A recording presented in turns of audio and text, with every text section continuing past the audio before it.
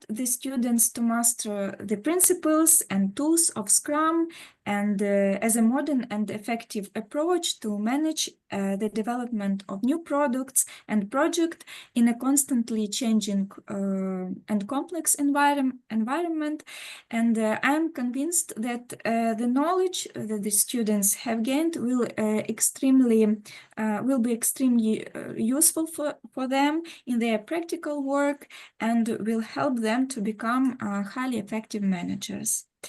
As I have already mentioned, in general, such trainings are held on a regular basis at CNEU, and we have already planned a training for the next week for our students who have responded to this initiative with great enthusiasm. So, however, our cooperation is not limited just to organization of training courses. We have broader goals. Kurt Nilsen has extensive knowledge of Scrum, Agile, and Lean, and other management frameworks. However, like any goal-oriented person, he also has a solid background with slightly broader focus, which is no longer just about management as a way to achieve organizational efficiency. And I'm now referring to the our work on the book that Kurt Nilsen has written, which is another important part of our cooperation.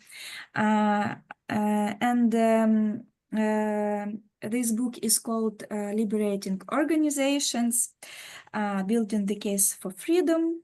It is written in English.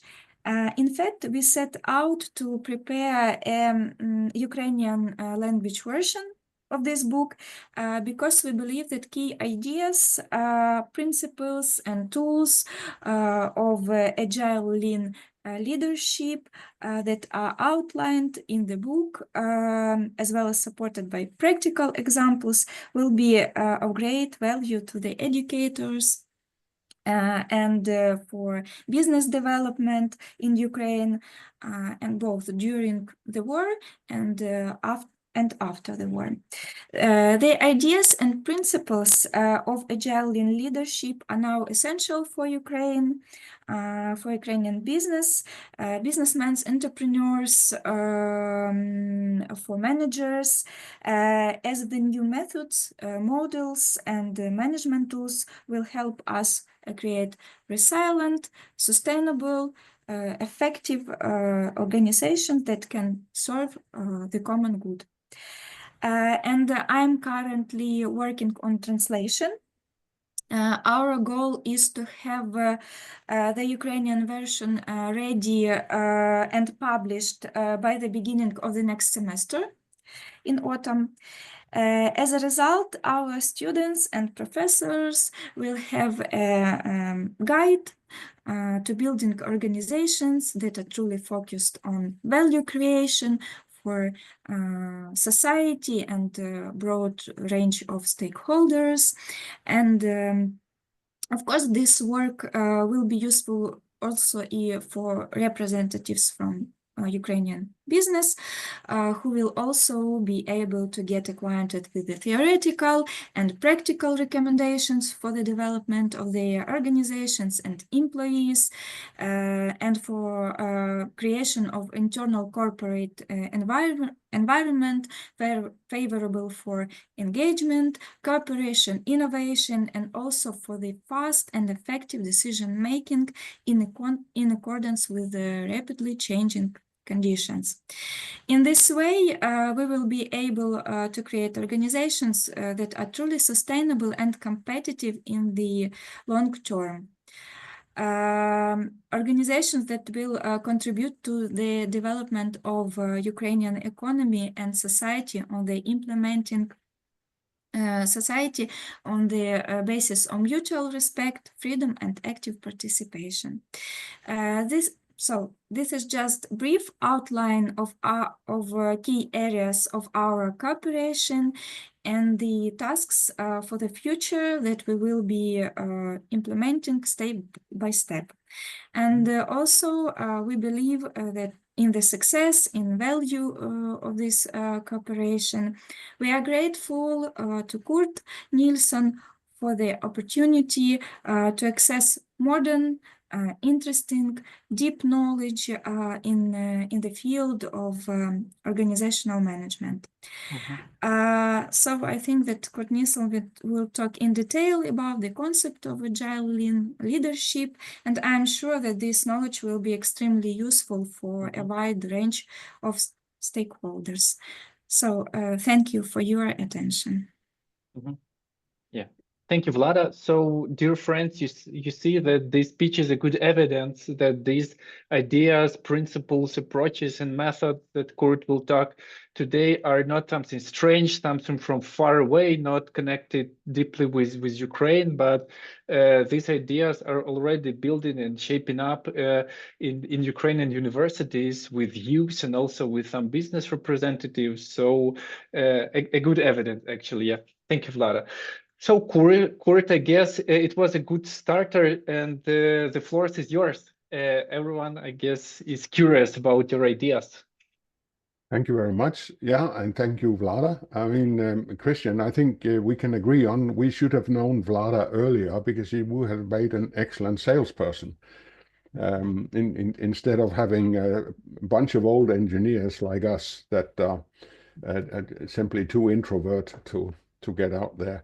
But thank you, Vlada. It's been a pleasure to work with you so far, and thank you for the nice words. We will jump into the matter today here, and we'll then perhaps get back to some of the details of what we can do in the future and other opportunities. I want to say that there are other areas. We are actively talking to universities in Odessa and also in Mykolaiv, where the Danish embassy actually has a representative, and a few other places and some companies. So hopefully this can spread further. But without more sweet talk, I'll just jump in and try and explain some of the concepts here. Now, whenever you do an online, especially an online meeting, but in all meetings, it's a good thing to have people check in and sort of focus on this is what we're doing now and not 117 other things and working. I want to just give you some tools today as well, something you could start using tomorrow if you want. First of all, I want to introduce you to this book called The Surprising Power of Liberating Structures.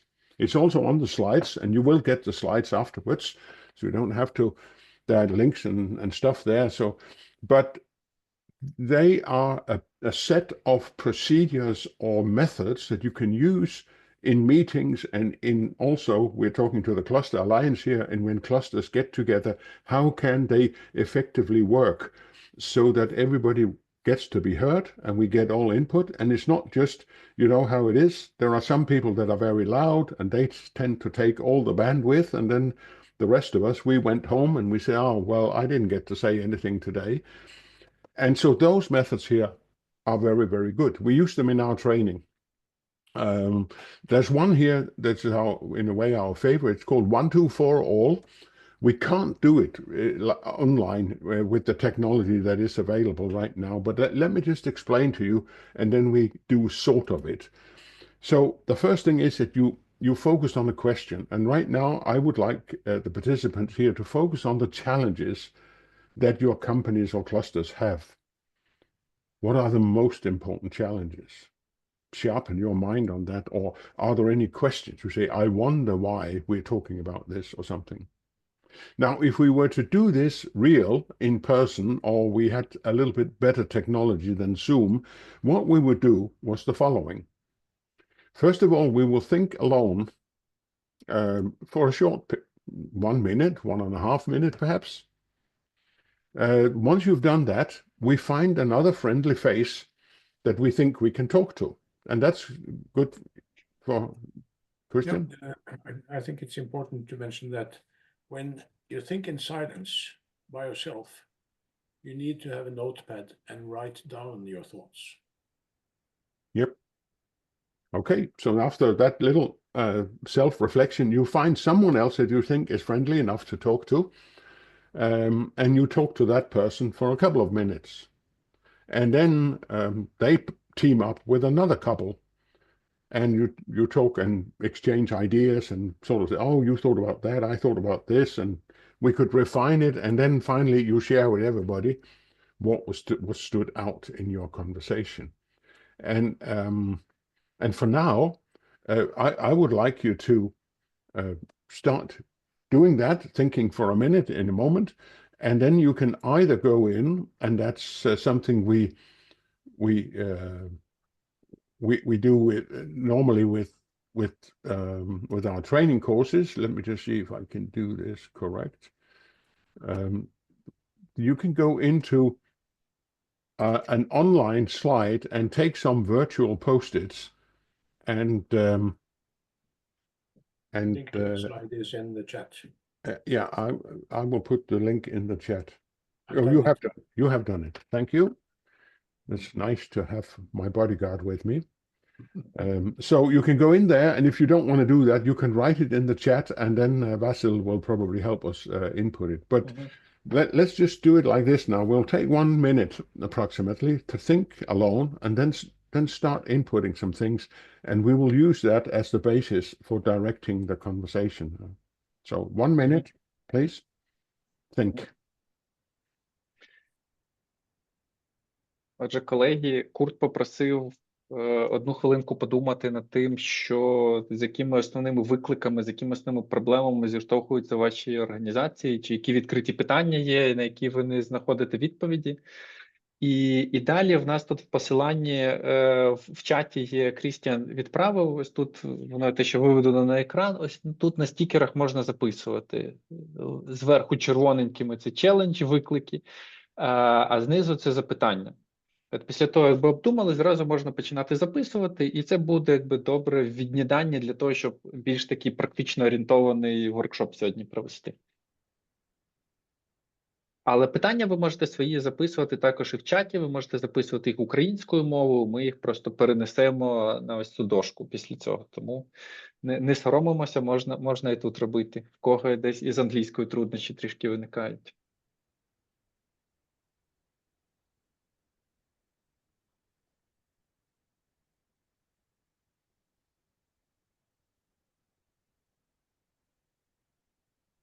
Yeah, that was about a minute, so feel free to put in your statements, or also comment on them if you want to. Maybe allow another minute, Kurt. Yep, we will allow a little bit more here.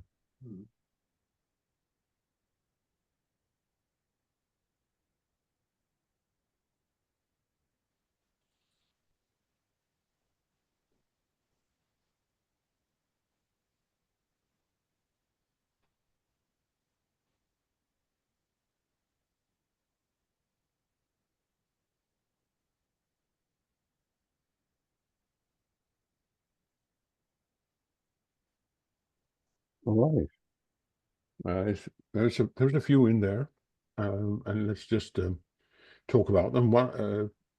The first one to the left here: provide confidence to the company and customers in the agile process, and that is the key thing. That is what it all is about. That we have to create enough confidence that this will work, because if it's a different way than the traditional top-down command and control, and of course people are afraid it might not work. That's fair enough. That's but please come forward with questions and comments. I think we have answers. And there's also the question of funding of activities. Yeah, who's going to pay for this? And I think the sad news is that quite often the case is that we have, those who are involved, we have to pay ourselves. We can't wait for the government or the EU or whoever. And then the common projects, which is really part of what I would like to focus on today, since we're talking into the cluster alliance, is so how can you create common projects and make them work? Because it takes a different attitude when you are multiple entities, companies together. So thank you for that. It was also simply a matter of of giving you a method, and then you can read on the website that we were quoted on the slide here more about these methods. There are other great ways of doing this. But for now, just a very quick introduction. I've been CEO of IT and consultancy companies, and 20 years ago, I was on a consultancy job in the US and stumbled upon all this in Denver, Colorado, of all places, and became very excited about it. I come from the western part of Denmark. We're not supposed to get excited over here. We're supposed to be very quiet and so on, people. But I did get excited at this time here, and I actually then became a certified Scrum trainer, and so I've been doing that ever since. Together with Christian and other Scandinavian colleagues, we developed what we call Agile Leadership in 2019, which is an extension of Agile and Scrum. That is when you think, what if we want the whole organization scaling out to the whole organization? How are we going to do this then? Agile and Scrum is very focused on a team, on a small group doing product development or software. Many people think it's only for software, which is absolutely not true. But so we scaled out, and then we've developed some tools, and yeah, so now we work with Ukraine, and we finished this book here, The Case for Freedom. So it became more and more, actually a lot through the work with Ukraine and under the influence of that freedom is threatened, especially in Ukraine. It becomes very visible. And so that actually changed the title of the book a little bit. We'll continue then.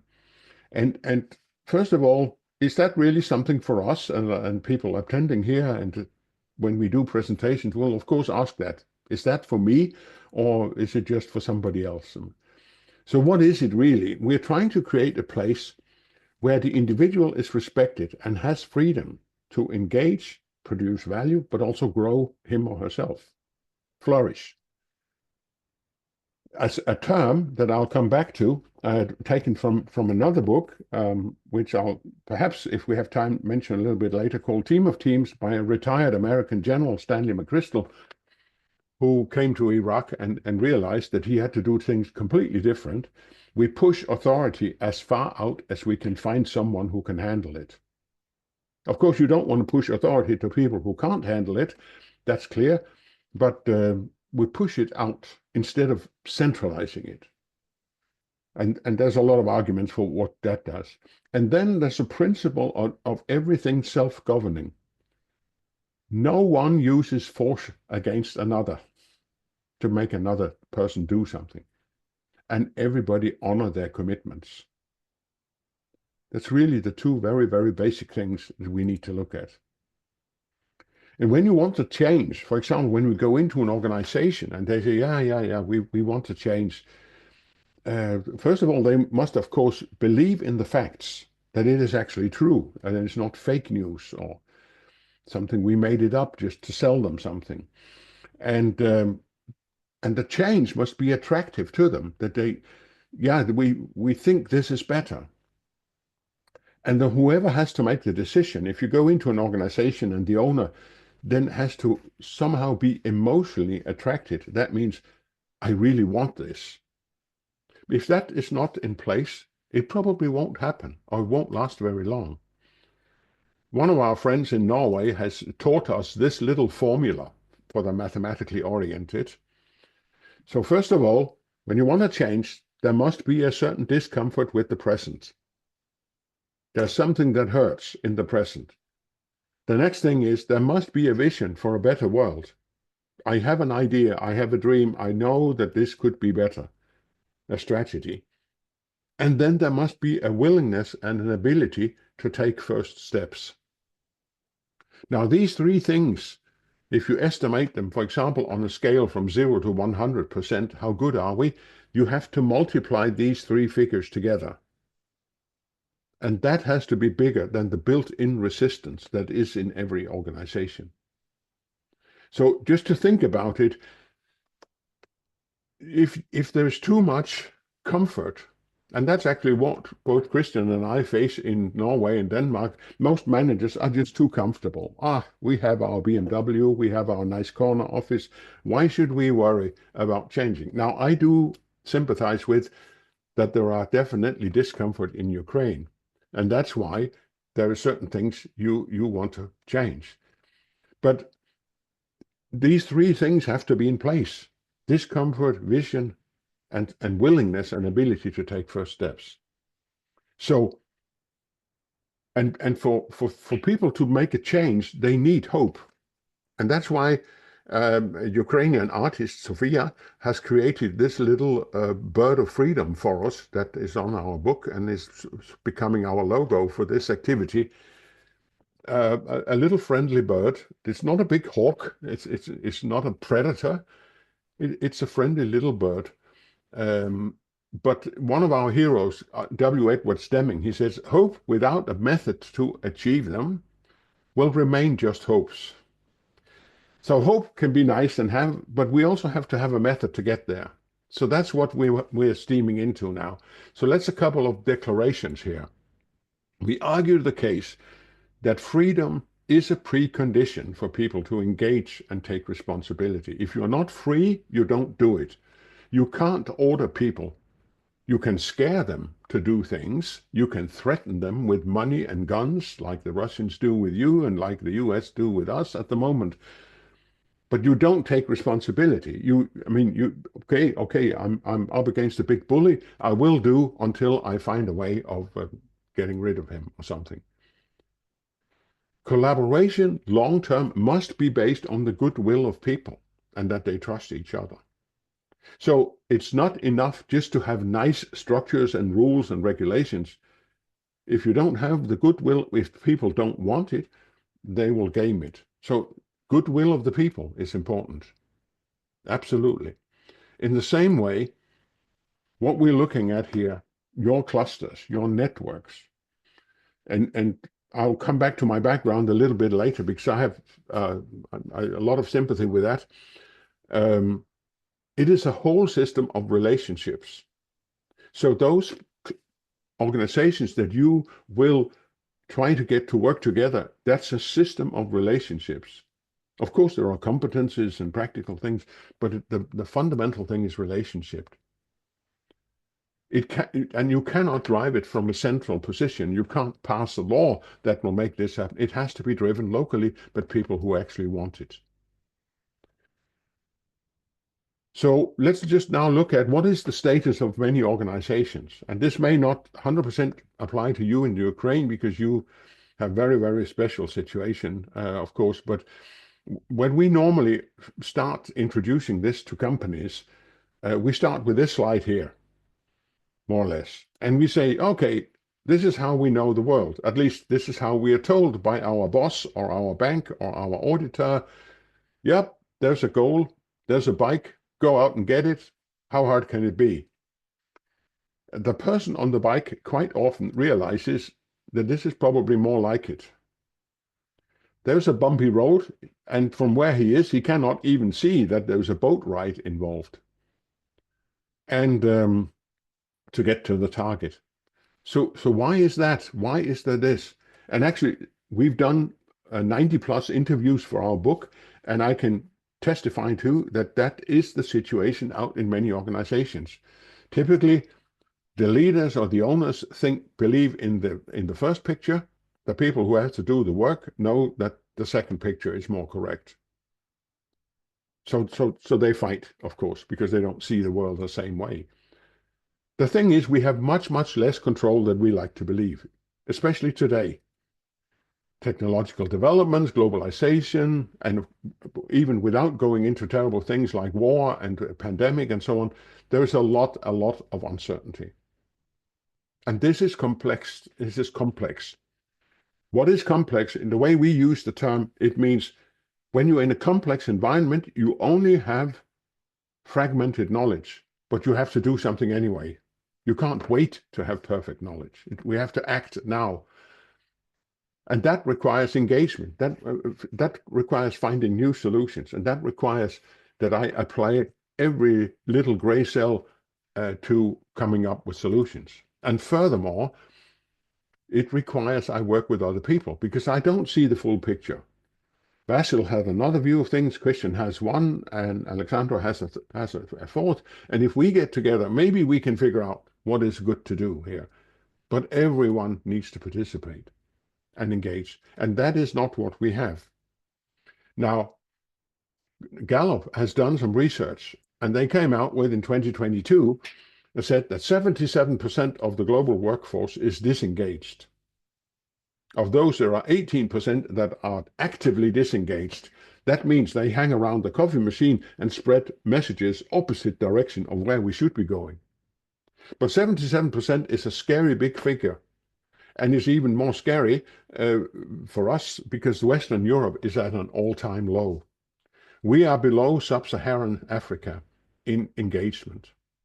Now, I do believe that in Ukraine, people, whenever you get to the point where you can rebuild, there will be an immense engagement in doing it. That's been seen other places, and I think you have the spirit to do it. And if we're not careful in the West, you will just roll over us, and we will be out-competed if we don't wake up. Now, that's a sad thing in general. Another one is that in large projects and organizations, there's an enormous waste. 50 to 70% of budgets typically disappear into something that nobody wants. So the product has all sorts of strange things in it. The customers don't want it really. Somebody wanted it in there, etc. And another one is that more than 30% of British workers believe that their job contributes to absolute zero, zilch, nothing of value. Can you imagine going to work every day and believe that this makes no difference? I mean, I could be staying at home, I could be dead, it wouldn't make a difference.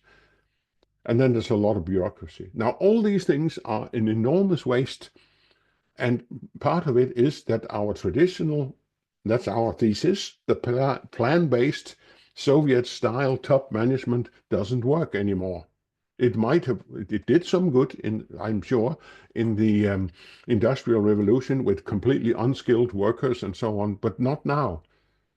And in fact, that very hierarchy is the dominant factor in the disengagement, sometimes also called quiet quitting, when people show up at work and just do the bare minimum to get their paycheck. So we need to come back to the values of lean, and we'll get a little bit back, but these are not totally new, invented, back to the Second World War. That's where this started in many ways. What is the values of lean? Focus on the customer, remove waste, and respect people. And quite often in the West here, when people say they've introduced lean, they've forgotten the last one, respect for people. They have just made it an efficiency exercise. That's not lean. So we look at people's intrinsic, insight motivation. And that is dominated by purpose, relationship, autonomy, and mastery. We'll get back to that in a moment. And there's Stanley McChrystal. We push authority as far out as we can find someone who can carry it. And good old Deming, there's a picture of him, also said that many years ago, that we have to preserve that power of intrinsic motivation, because it's very easy to kill it. So that's the challenge.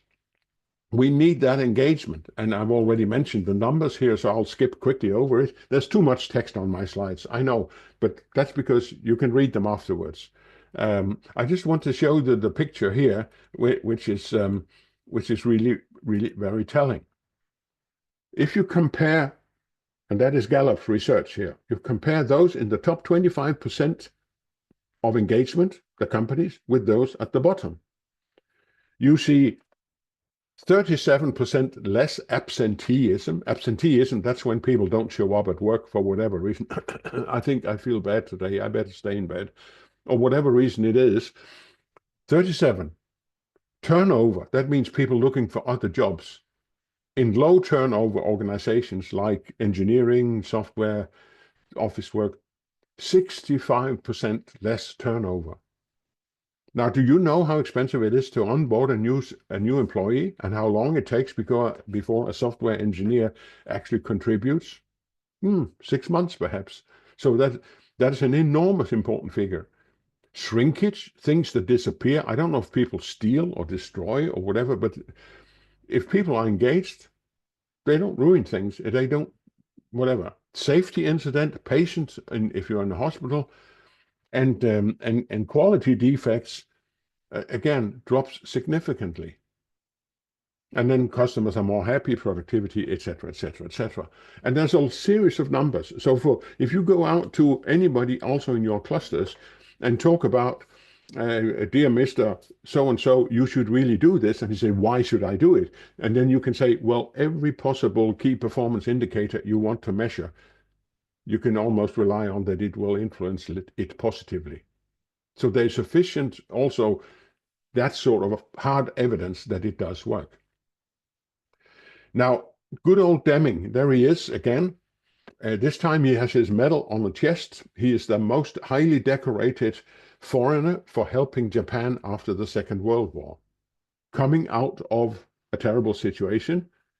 Everybody hated Japan, which was very understandably, but because they were cruel and terrible. But he helped them get back to actually become a leading industrial nation. And his main thesis was this: plan, do, study, act. That's the way you work, he said. So what you get out of introducing these things is more focus on the customer. In the end, that's the only source of money here. Well, okay, you can get government grants and EU grants, but that's not sustainable if you don't have a customer. That's just keeping you warm for a little while. Clarity of goals, more engagement by people, more trust, more sense of opportunity. You get the possibility to maneuver because it's not centrally controlled. And that's something I definitely know from you in Ukraine, that one of the reasons that your army could stand against the big Russian army was, of course, that you operated fairly independently, where they had to wait for orders from above all the time. And that's the same for business. Resilience, you can reconfigure, recover, and repurpose quickly when you have everybody engaged and a decentral. So therefore, you get all these positive influences on your performance, commercial and otherwise, the quality, the customer relation, everything, more or less. So it's a key opener to many of those good things. And let's look at some of the root conditions. Why is it that this, why do we claim that this is true? Okay, there's some argument and one step deeper. Let's just start by talking a little bit about complexity, that the world is complex. Now, not many people have perhaps come across that way of thinking, but here's a guy, Dave Snowden. He's an academic from Wales, and I've been on quite a few training courses with him and fascinated by the clarity of his thinking. It's really simple, really simple. He just starts by saying the work we have to do can either be ordered or unordered. That's not rocket science. So ordered means cause and effect are known exhaustively, sufficiently. We know it. If I push that button, that will happen. That's ordered. Unordered, I don't know it. Okay, we split it up, the right side, in something that he calls the clear and obvious work. That's where you can have best practice. We know exactly what it is. We've done it before. That's perhaps a production environment. Okay, they want 10 of those. We do this, we do that. So best practice. Anybody can see what needs to be done. And then there's complicated. And that is more or less engineering territory. That is, okay, it's the knowledge is there, but it's kind of hard to get by. So we have to either study or analyze, and then we can find a way. But we believe the knowledge is there. But that's unfortunately not how the world totally is, as he says, although that's what we are taught in school.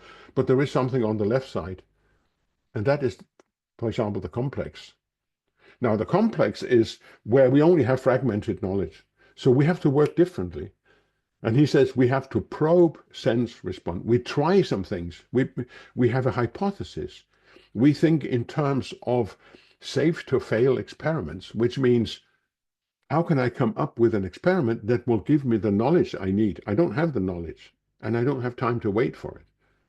So this is now thinking in terms of experiments, which is actually quite often very hard for old engineers like Christian and me, because we think we should be able to analyze and make spreadsheets.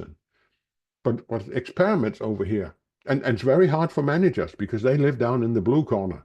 And they think every accounting and spreadsheet should be fine and okay, and everything would be deterministic. But it's not. That's a sad fact. It's not. I mean, it's the question again about the pictures of the man on the bike. And then we have chaos, of course, that is emergencies of some sort. But the main thing here is that over here to the right is the traditional planning. That is okay in that environment. I'm not saying traditional planning is evil or bad, but it's okay if knowledge is robust and stable. But it's not today. And that's why we need Agile Scrum to circle between the complex and the complicated. And the arrows indicate we typically work in iterations, plan, do, study, act iterations, to learn as the circumstances unfold. It's like driving in unknown territory. Up in Norway, if you get up in the mountains, there's a lot of tiny little roads, and I don't know any of them. And I come around the corner, and then, the road goes steeply down. Better down in second gear here, or something like that. I mean, you have to navigate in uncharted territory. Okay, so there's something here between complex and chaos, and that's radical innovation. We can talk about that another rainy day. But I just want to show you this. And the one thing that is really, that you should be very, very careful to avoid is the one at the bottom that is called the zone of complacency. Now, maybe you are not familiar with the English word complacent, but complacent means I'm very happy with myself. I'm very satisfied. I look in the mirror in the morning and say, good morning, beautiful, something like that. But complacency, that is when you believe so much in your own rules and regulations that you just follow them blindly. You're very happy with them. But if the world changes, you will fall headfirst into chaos. And there's a lot of examples on that that we can give you. So please don't do that. Don't go down there. Don't overdo the rules and the regulations, because if the world changes, it'll kill you. So complexity is absolutely something that we need to understand, and that is why we work this way we propose. With constant learning, constant feedback, constant iteration. I mean, it's a lot harder than working just showing up and pushing buttons at work. It's a lot harder. It requires mental activity, and we would rather not, because our brain is lazy, but it does require it. Here's another thing, intrinsic motivation. I mentioned that means motivation on the inside, as opposite to money and BMWs and Mercedeses and corner offices and that sort of thing. Oslo BI, the equivalent of KNEO in Oslo, I would say, is very good in this area. Anders Dusvik is one of the people here. He's a professor, and he and his colleagues have documented and researched how much that matters with the intrinsic motivation. And here's a statement where he says that typically economists, those who are trained in that, and workplace consultants, they believe that people need to be motivated by rewards, bonuses, what have you. And they believe blindly, like a religious fact, not scientific hypothesis. And it's wrong. There's no question that if people are doing things to get rewards, it undermines their intrinsic motivation. It kills the intrinsic motivation. I could tell you long stories about that as well, because very practical experiences. And the other thing is also here, is it good or bad? If you have more in the motivation, you perform better at your job, you commit more to the organization, you don't leave as quickly, you are willing to take other jobs, less stress, less sick leave. It's almost the same territory as engagement, not surprisingly. So, but he talks about those four categories here. Purpose, you need to sense purpose of what you're doing. You need to be able to master things. You need a certain autonomy. You need to think of yourself, experience yourself as a free agent, not just someone who is being told what to do. and you need to have good relations with people.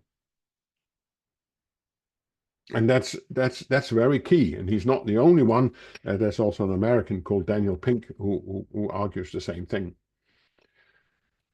So we're showing you these things here to say that it's not something we invented. We just collected a lot of good input from other people, and then we put a little bit of glue in between in some places.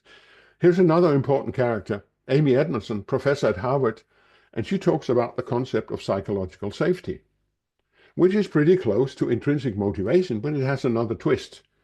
And here's what she says: we all need to be up in the learning zone. But that only happens if we have high psychological safety and a high and demanding goal. And psychological safety, according to her, is when we are convinced nobody's going to be punished for admitting a mistake, nobody's going to be punished for asking for help, nobody's going to be punished for suggesting a better way. And once we have that, we can learn. If we have low psychological safety, we have anxiety, have stress. If we also have a low demanding, we're completely apathetic. We're in the apathy zone. Who cares? Stay low. So Amy Edmondson is absolutely worth a good read as well. And then finally, we'll pull in David Marquette, submarine captain, who says, when you want to give people responsibility, you have to grow them in competence and clarity in order to take on leadership. And we would like to add, that's a piece of our glue here, you have to add character as well. What is that? What is character? And that means that if we are giving people authority to make decisions, if I'm giving Christian authority to decide on my behalf, I want to be pretty sure and believe in that he has character. And that means he's trustworthy and reliable. He's benevolent and of goodwill. That means he wants the best for me. He will be able to judge what ought to be done and to be able to decide for the common good. And he can stand up for value even if there's pressure. That's character. And if you want to give people authority, mandate to decide, they have to be competent, know where we're going, and have character. So to look for that in your clusters as well, a cluster would be a bunch of organizations, companies that try to work together. Sometimes someone has to make decisions for all of them. The people you give that authority, you have to believe in that they are competent, know where we're going, and have character. So that's really something to work on in a cluster. Good. I think I will quickly skip to another slide here, just because I can see time is clicking, and as usual, it could be take a lot longer. I could spend a lot more time, but we have to stick with the time. I would like to give you one slide that is sort of our key slide whenever people say, so what is it you're talking about? What is Scrum? Now, Scrum that we have been teaching at CNEO is a way of getting work done in a complex environment. It's mostly limited to focus on one team, but it's an important thing to understand what it is. So now I'll just give you a very quick tour of what is it really, fundamentally, basically. Vanilla version. Like in the US, you have vanilla ice cream as the core substance before they start putting cookie dough and walnuts and anchovies and all sorts of things in the ice cream. So vanilla ice cream is the core thing. And Scrum, what is that? Here's a quick explanation. It starts with you have some vision and ideas for something. You might want to develop a product, have something done. You collect everything you want on what we call a product backlog, which is a list of everything we want but haven't got yet. And we have a product owner who is responsible for prioritizing. This is one who understands our customers and our stakeholders and can do that. He understands business value, return on investment. He owns the product backlog. We have a team who can do the work. That is a small cross-functional, self-organizing or self-governing team, and they own the sprint backlog, which is the stuff we work on right now. The product backlog is long-term, may stretch over several months. Sprint backlog stretches over a sprint or an iteration, 2, 3, 4 weeks. We have a Scrum Master who's the conductor of the orchestra, but also the facilitator and the one who removes stones on the way for the team. We typically have an improvement backlog of things we want to improve in the process, not the product, but the process. Then we can start the sprint cycle, which is, we call them sprints in Scrum. It's an iteration, 2, 3, 4 weeks. Starts with planning, product owner and team get together, they negotiate, they agree, product owner has prioritized, and they come to some conclusion about what is the best thing we can spend our next 2 weeks on. That's a selected backlog, those post-its down here with things to deliver. The team will then take it and move into sprint planning 2, and then they will take these backlog items and they will then break them down into small tasks. In order to deliver that, we have to do this, that, concretely this and that, and so forth. And that's the team that does that. It's not a boss that tells them what to do. They are self-organizing here. And then we enter the sprint cycle and start working.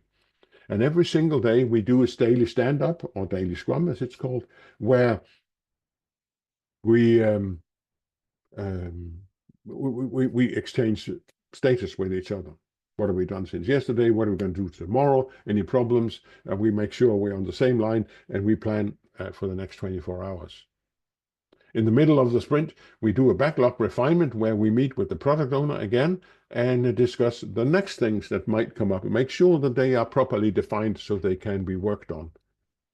At the end of the cycle, we do a review and we invite all the stakeholders, customers, if that's, could be internal people as well, but we invite them to come and see what we've done and give us feedback. Is that we build it according to our best understanding of what you want? Is that correct? And sometimes we need to adjust course based on what we hear. There should be what we call a product increment. Everything we show should be absolutely fully done, so that if it makes sense, the customers should be able to get it and use it. There should not be anything left here. And then finally, we do the retrospective. The retrospective is the plan, do, study, act on our work.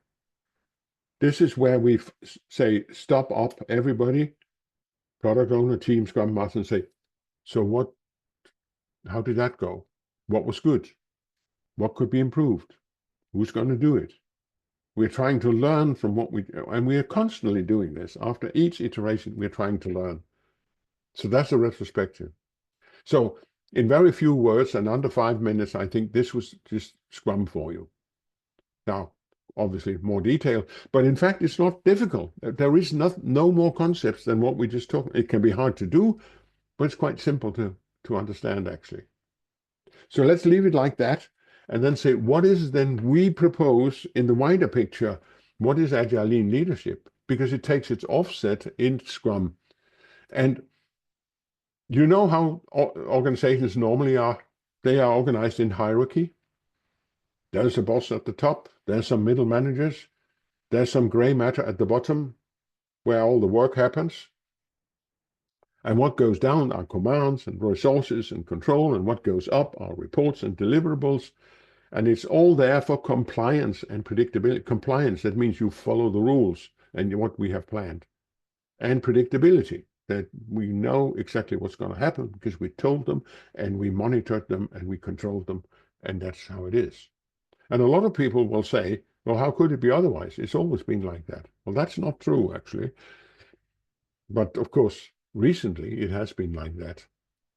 So how could it be different? And here's our proposal that is combined from good sources and a little bit of what we call our magic sauce that pull it all together. We call that a constitutional organization or a network of circles. The network of circles idea actually comes from Stanley McChrystal. That's his term as well. And so in the good old lean fashion, we start with the customers. Start with the customers. Who are they really? We categorize them. We try to understand them. Then we build what we call a circle, which is really a Scrum team, but we generalize it and call it a circle, an organizational unit. We could have been called a cell. We chose to call it a circle. But you see, primary C is what we call a scaled up circle. It actually has 2 teams inside it, and that's because it's too much work for one little team. The teams has to be small. Otherwise, they don't really work as that social engaging unit. 5, 6, 7, 8, 9 people. It's a rule of thumb. So we design some teams that we believe will serve these customers optimally, give the customer the best possible experience of working with us. So A, they need something from C, B needs something from D. Occasionally B kind of customer also needs something from C. Each of these have manifest that declares what are they really. And we are explicit about writing that down. Who are these customers? How do we understand them? And here we have a manifest as well. Who are we in this circle? What are we doing here? The French would call it raison d'être, our reason to exist. Okay, so we could also sometimes need to scale out. That is back in your, so there's actually here now a team behind the scenes in the center of the organization. The circle E, they don't have customers out in the wild. They deliver to C and D. And there's also here a service circle that has things like finance and HR and legal advice and marketing, perhaps, who knows, but service for those who are actively out here, frontline circles close to the real action. And we could also link in strategic suppliers. And that's, of course, when you talk about the clusters here, that now you're beginning to talk about things that will be relevant. These circles can delegate work to each other. So it's delegation is like placing an order. And one of the keys here is to be very sharp focus on how we do delegations, so we don't misunderstand each other and get the wrong stuff delivered. So that's the value stream. And that comes straight out of the lean book. I mean, this is lean, this is the value stream. We call them primary circles, those, because that is, after all, the primary thing is to deliver to customers. Now, the things that go to the right are requests, delegations, and deliverable go to the left. If we have things to decide as a whole, we have what we call resolution circles. We're not going to go into detail because time won't permit it here, but we have, for example, the strategy circles. You see, that's a circle comprised of those people, the blue guys, who down here are in these circles. They're the product owners or the strategy owners. So when we have to do a common decision, they run up there and they meet. That's like you send people off to the parliament to decide for you. So that's a delegate decision making, not the boss telling you. So that's why it's constitutional.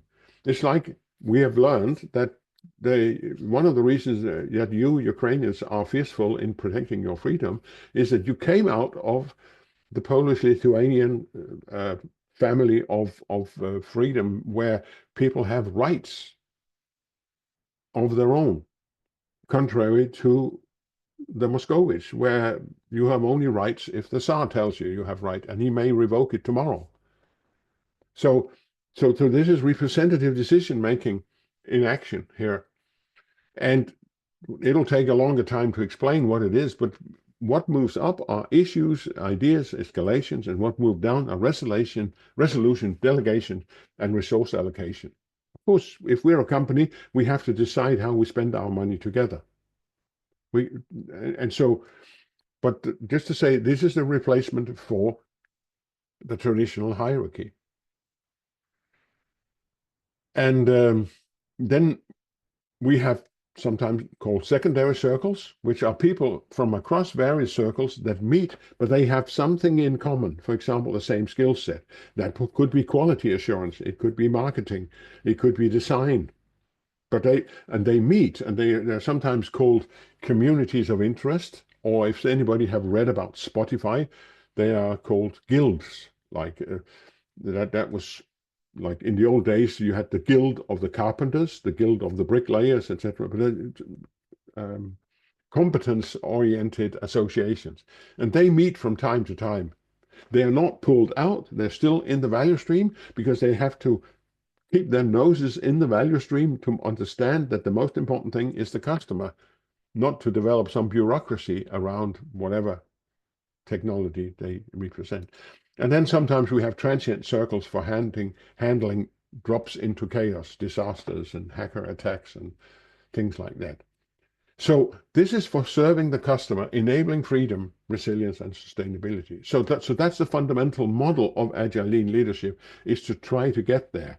Now, I fully understand that you can't always just get there like that and change everything.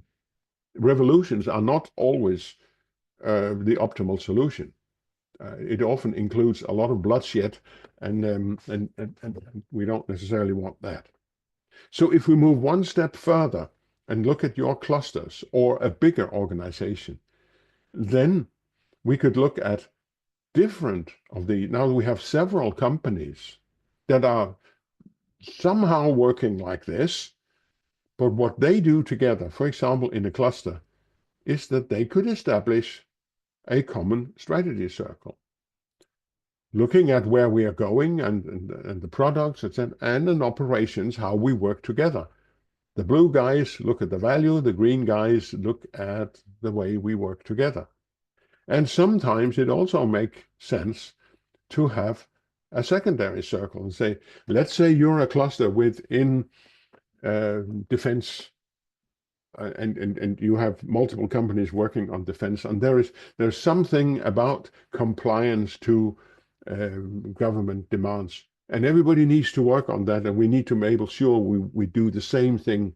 So we have a secondary circle for that, and that's really just scaling it one level bigger. And what we want to tell you is that there is a way to do it. I mean, we can't show you everything in 1 hour here, but there is a way to do it. And the participants come from the various members of the cluster here. So how do you get to this? You start with conversations. If you want to build a cluster, you get together, maybe a meal, maybe borscht, maybe vodka, who knows? But you are socially together and get acquainted and realize that the other people in the other organizations are people. Maybe you know already, but sometimes you have to start from scratch. Then you have conversations about what you have in common. You focus on that. You try to direct the conversation about what do we have in common, not what separates us, which is very easy these days to sort of fragmentalize and polarize everything, but instead we focus on what do we have in common. What resources do I bring to the table?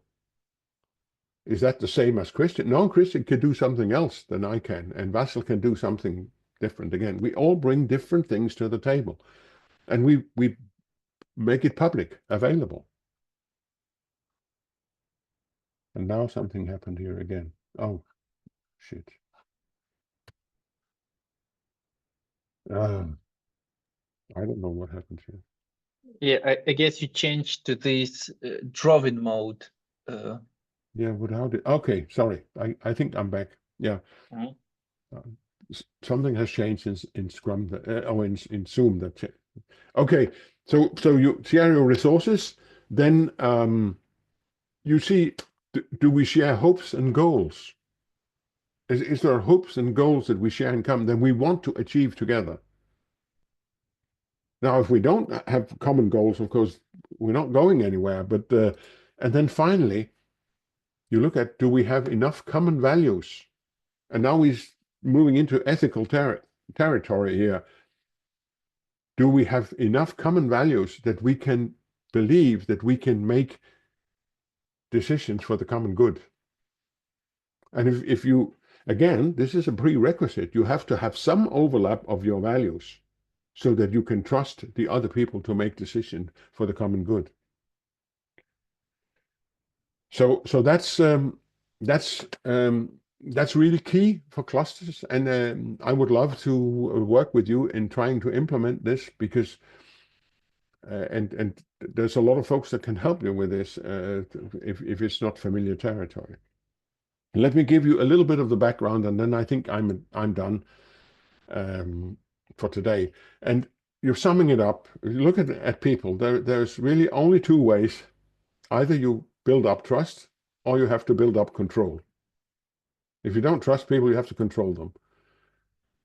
And in a hierarchy, you delegate, monitor, control, and monitor for compliance. Because you control people. I mean, although sometimes the hierarchy can be quite nice, but there is this element of control.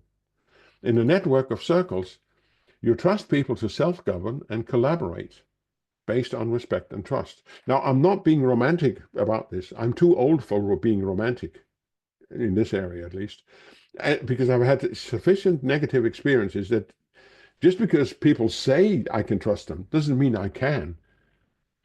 I mean, I'm willing to start trusting people, but I want to make sure that they can't just run away with everything. There has to be checks and balances where we, so either you have, people don't use force against each other, that you focus on voluntary collaboration, and you honor their your commitments. An interesting reference is to the guy who founded Visa, the credit card company. D. Hock was his name. He's very good, very interesting to read about. He said, if you have simple, clear purpose and principle, then people can behave in complex and intelligent ways. If you have complex rules and regulations, people behave in a simple and stupid way. So, therefore, where does this all come from? And a couple of years ago, Christian and I sat in Norway, and we realized that, okay, there's actually a common heritage here. And I'll get to that. We share that with you Ukrainians to some extent. Up in Norway, there's this monument here, and it's called Gula Thing. And if you go further back, there was the Hebrew covenant at Sinai that you can read about, the first place where human rights were written down. There was some democracy in Athens under Pericles, not perfect, but at least there was a possibility for not just the elite to participate. And up here in the northern Germanic area, we had what was called a thing, or a ting, which was a place of decision. And it existed in Norway, Sweden, Denmark, and now on Iceland, it's still called, the parliament is called the Alþingi. And there was a law speaker who resided over those meetings. So free people would meet at, for example, the Gula Thing, which is up in Norway between Bergen and Trondheim. And the law speaker would be like the scrum master conducting the thing, and also correcting people because he knew the law by heart. And they resolved conflict and agreed on laws. So this is an inspiration for our resolution circles. And it also existed in Ukraine during the Kiev and Rus days, and also in the Cossack society, as far as I know. I would love to visit you and learn more about it. So far, I only know the headlines. And the Gula thing was one that is very well documented. And there's another interesting thing, is that the laws that we have from back then, they were not commandments. You have to do this and this and that, or you are not allowed to do another thing. They were expressed as commitments. We, the people of such and such a territory, agree that no man shall steal another man's horse, or whatever it was in those days. So later on, and that's where I come a lot from the Danish countryside, where the co-op system of small farmers and businessmen working together. It wasn't called clusters at that time, but that changed the Danish society from the countryside being extremely poor to being quite nice, actually.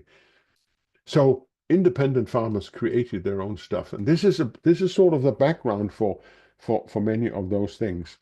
And the final remark here is then just about how to create trust, because you have to end up with trust.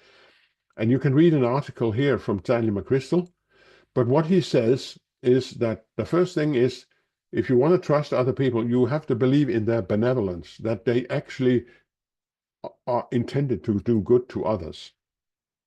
And it turns out that only a quarter of employees actually believe that other people are here to do them good. They think they're competitors and out to get them. The other thing is you have to believe that the other person is competent. You don't want to trust people who are not competent at their job. And the final thing is you have to trust that they are reliable in what they tell you, that they will, especially in a cluster. I mean, if I'm a small business and I rely on Christian's small business to deliver something to me, it could go terribly wrong for me if he's not reliable. So these three things you have to work hard on in your clusters to establish. And Stanley McChrystal says, in today's environment of mistrust, and I can tell you that a lot of the things I heard during my interviews was that, yes, we are so sorry that we don't have the same trust we used to have. There's more mistrust. So now we have to intentionally try to build it up again. Here's a couple of things. I won't read all that, but there are the blue things that you can do to amplify trust. You can announce intent, be honest and transparent, serious about commitments, listen, ask questions, show gratitude, etc. And there are also a lot of things you can do that will kill it or dampen it.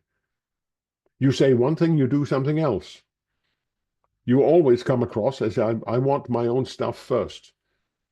Or my friends, Christian is my good friend. I always serve Christian before I serve Vessel because I know Christian better or whatever. Criticizing, always criticizing. Another thing, constantly overruling people and going behind people's back. Those things will kill trust. And my final slide here on that subject is just introducing the trustometer. The trustometer is a way of, if you are in a company and you want to do things, then you can try and look at those statements we just had here and say, if we do this, will this strengthen or dampen the trust? And there's the negative ones. So here on a scale, so I look at what we're about to do and I try to see, and maybe it looks like this. So on that axis, yeah, it's sort of strengthened it. That's actually a negative, and so on. And we plot it in and we see something visually that visualizes it. And that helps us choose for the right thing. So you need, again, Deming said you need methods to do this. And so if you count this up, the score here is 6. Optimally, it could be 24, but at least it's positive.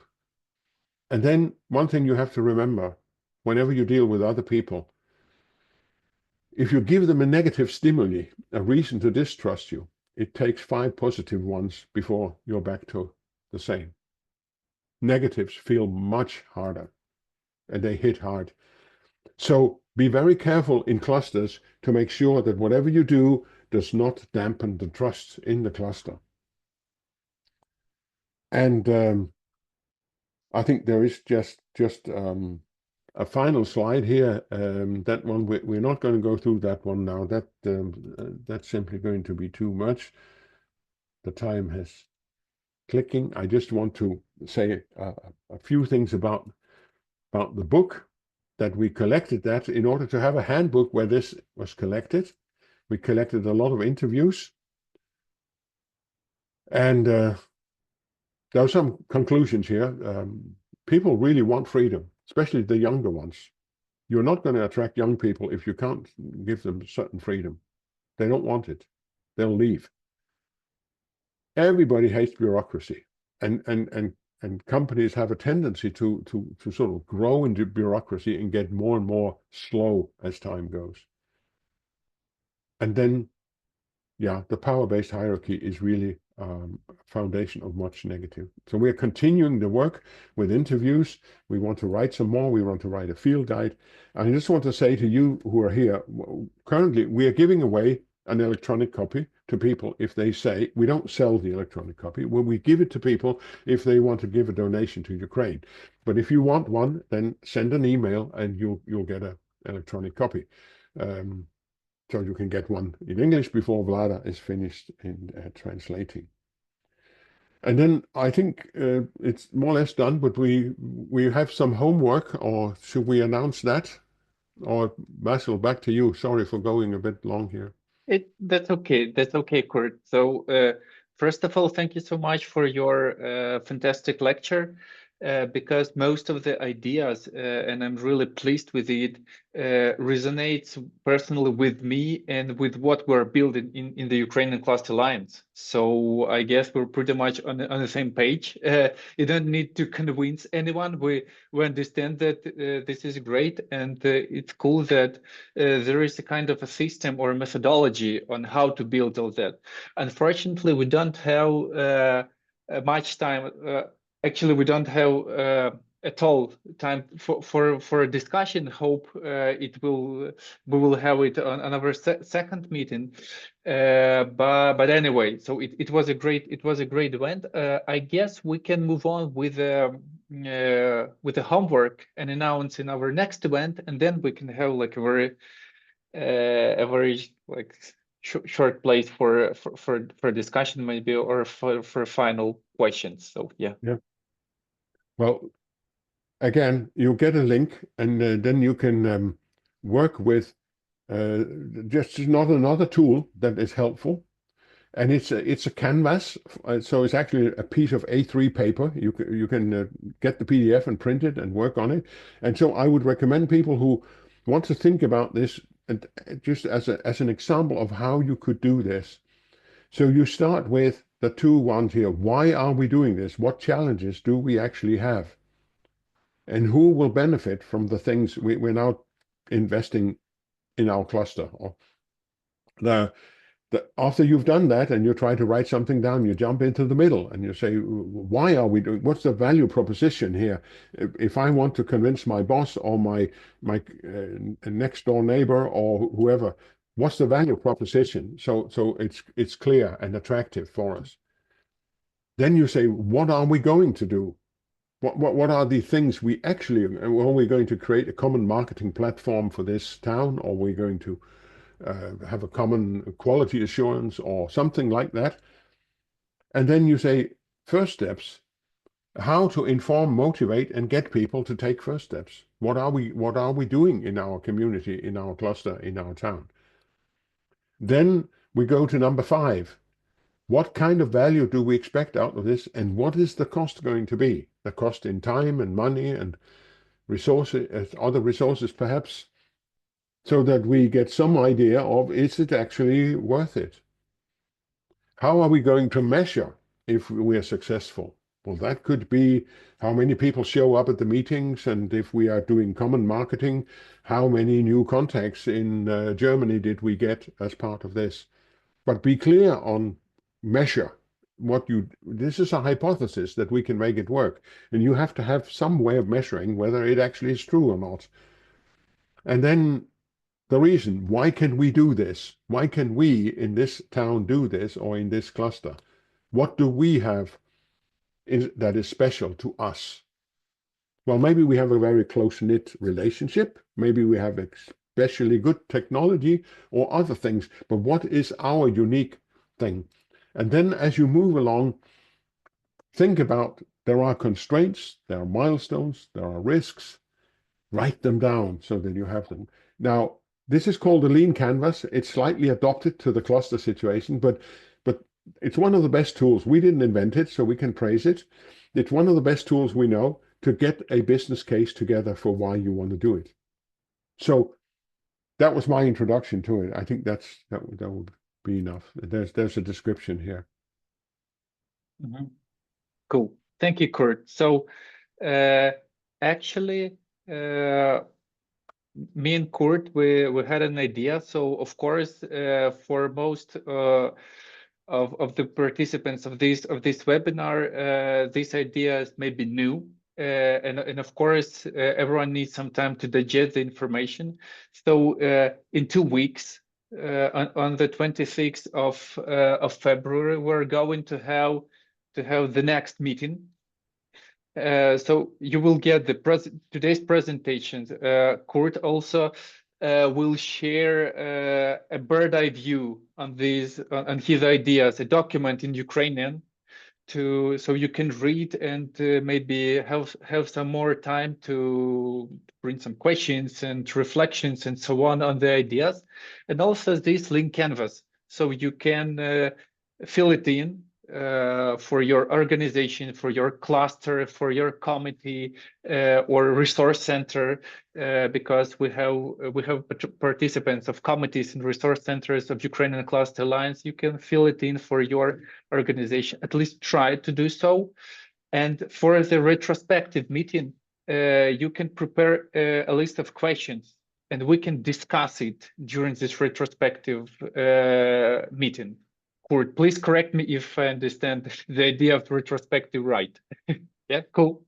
Yep. So yep. You will have a theory and a practice, and also today's presentation, as well as the video, and two weeks to digest and to prepare for the next meeting. And I guess we will have a more like fruitful discussion, more practice oriented, but this is a great introduction. Thank you so much, Kurt, for your work and for your knowledge. This is really useful for our community. Thank you. Thank you. Yeah. So if there are any other questions, I should say that the bird's eye view of Agile Leadership is translated mostly by one of the other professors at CNEU. So it's I believe it's done professionally. I can't check it because I don't read Ukrainian. Maybe I should, but maybe too late to start investing in that. But that it's a document that in written form basically goes through those details we've done here. Mm-hmm. It's very short. So you don't have to read the whole book. It's about 20 pages. So. Mm-hmm. Any questions? Comments from anybody? That there's still about 5 minutes or so. Yeah, maybe if we have still time. Cool. Just a question. Yeah, it looks like really a beautiful, very nice approach. Yeah, but my question is, if there are so many benefits. Yeah, why? How do you estimate why so many organizations have the difficulty to go to lean approach, to agile leadership? Yeah, it's a good question, but and I think some of the primary reasons, and I'm looking mostly at our Scandinavian organizations, where we actually do have quite a flat hierarchy. I mean, we do not have a deep power distance as some other places, but I still think that there is just too much comfort with the present. Mm-hmm. And there was some, which we didn't talk about here today, but we do it in our training courses. There's some cognitive biases that makes us consequently think wrong. But one of them is that we look at risks much more severely than possible benefits. We react much stronger to them. So any manager who sat there and is quite comfortable, he can be worried about, oh, if I do this, I mean, my owner will tell me off, or my board will be critical, and because they want things to be planned. That's how they are trained. That's one reason. There's comfort that I don't want to step out of my comfort zone. The other thing is our educational system, who to some extent have trained people in things that were useful in the last century. Big production. I mean, the traditional Taylor view of big planning and assembly line and so on, and it's still stuck in the educational system. So and to go one step further, sorry to complete that, and that's the advice you get from your auditors and your bank and your lawyer, because they're all older people who are stuck in the past in many ways. Does that make sense? Because you inspired me to think about, because you know this proverb that everything which is not controlled, not measured, is not manageable, something like that. Yeah. Yeah, But yeah. does it mean that system of KPI, because we talk as well in cluster a lot about system of KPI, everything should be measured, controlled, and so on. It's wrong for agile leadership. It's good to measure whenever you can, but sometimes you elevate the measures to something absolute, and then people start gaming it. And in organizations, if you require a certain KPI, then people will meet it. Sometimes by gaming the system and not doing many KPIs are oversimplifications. And it's a good thing to measure. I mean, I'm all for that. I mean, because that is realistic. That is realism. You should definitely measure when you do things, whether it has an effect or not. But again, raising a simple number up to just look at that one number typically produces more side effects than benefits. Yeah. Thank you. Yeah, so actually, I have one more maybe idea or proposition that we can discuss during our next webinar meeting or workshop. So this is a really nice system actually with all the circles. We're trying to build something really similar in Ukrainian Cluster Alliance. So we're not trying to build like in a hierarchy. We don't call it circles, we call it structural divisions and so on. We can discuss it, I guess, next during our next meeting. But the problem that we're struggling right now, so how to find right people for these circles, how to find right, you know, these guys in a blue caps or green caps, because it's hard actually. Yeah, so system is cool. This system is great, but how to find these people? I know that this discussion can take really long time. We can discuss it next time. But this is what we're struggling right now: how to find these right people, how to find leaders. And it's okay when you have a company. So you can hire these people, you can give them salaries. And so now you're a Scrum Master, you're a certified Scrum Master, you're working, please take your salary for a couple of $1,000 and it's okay. But when you're working in this NGO or clusters and you don't have so much resources, so how to find these right people? Actually, this is a really good question. And I think you already have answers to these questions, but it would be an interesting discussion for our next meeting. Absolutely, and it's probably too much to dive into now on the last 30 seconds. Yes. But what it, and we do have a way of getting there. We have a proposed way to go it, but it does engage. It has to involve people locally. It has to come voluntarily, and otherwise it's you can't command people to do this then. Yeah. Mm-hmm, mm-hmm. Of course, yeah. No. Thank you. Колеги, можливо... Oh, sorry. Yeah, Christian, please. Your leaders have to volunteer. They are probably there. We just need to let them sort of speak up and prepare the ground. It's not easy, but making it possible for people to volunteer is one way of starting it. Mm-hmm. Yeah, surely. Okay, does anyone have any questions? So just like last question, I guess, and we can finish up. Колеги, ще якісь питання в когось є? Можливо, останні?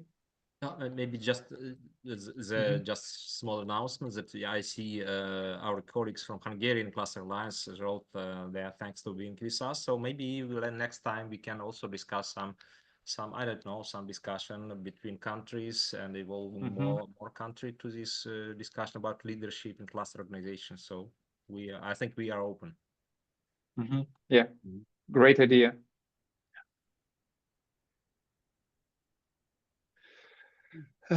Okay, so I see everyone is just grateful in the chat. So thank you so much, Kurt, for your time and for your presentation and for your lecture.